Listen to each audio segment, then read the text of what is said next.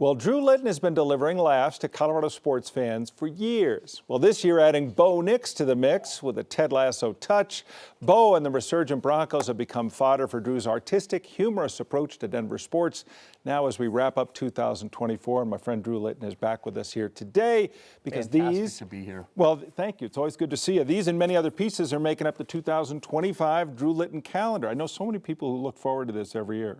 They're fun stocking stuffers. You know, Yeah. people enjoy them. Yeah. Well, they're great. Yeah. We'll give people some information on where they can get these, but you're going to want one for sure. But I see you're working on tonight's project already. I am. You know, the Browns had a mascot back in the day that was, it's kind of basically like a little pixie. Is it Brownie? Was that his name? It's called Brownie. Yeah. Yeah, it's a little bit like an elf on the shelf. Yeah. Okay, and so I kind of figured that tonight was good for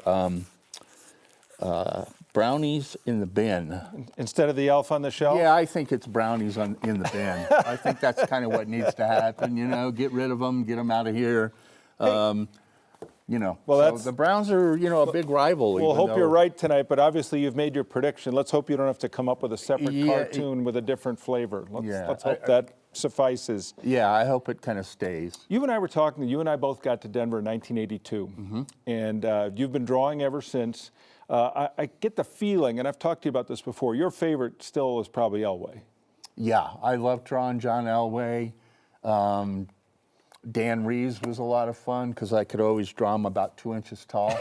And I imagined him being in a maze that was labeled offense, and not even he could figure a way out of it.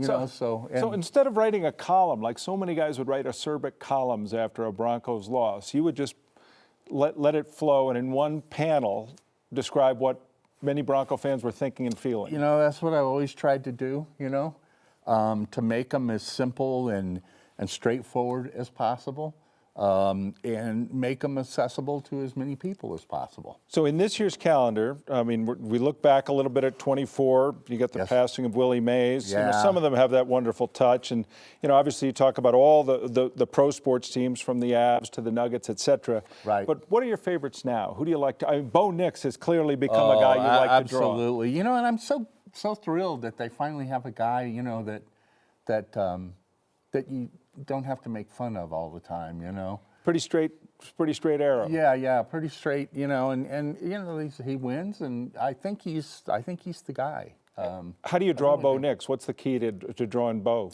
You know, I'm still working on the very tight caricature of him, but you know, the thing about him is that, you know, his hair is a little Chia Pet-like, you know, and so there's kind of a little bit of that going on, but you know, all in all, he's you know, he's kind of square-jawed, and you know, he's kind of he's almost a little, you know, you don't want somebody too good-looking.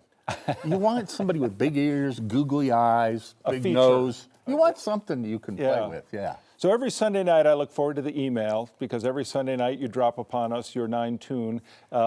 And this week, of course, we're talking about a game that was about to happen as opposed to a game that just did happen. Right. But I just want to ask you, like, how do you do it? I mean, how does it come into your head and then leave your hand? Well, you know, it's I'll sit and watch a game and kind of think on things as the game unfurls. You kind of want something that represents the overall tone of the game.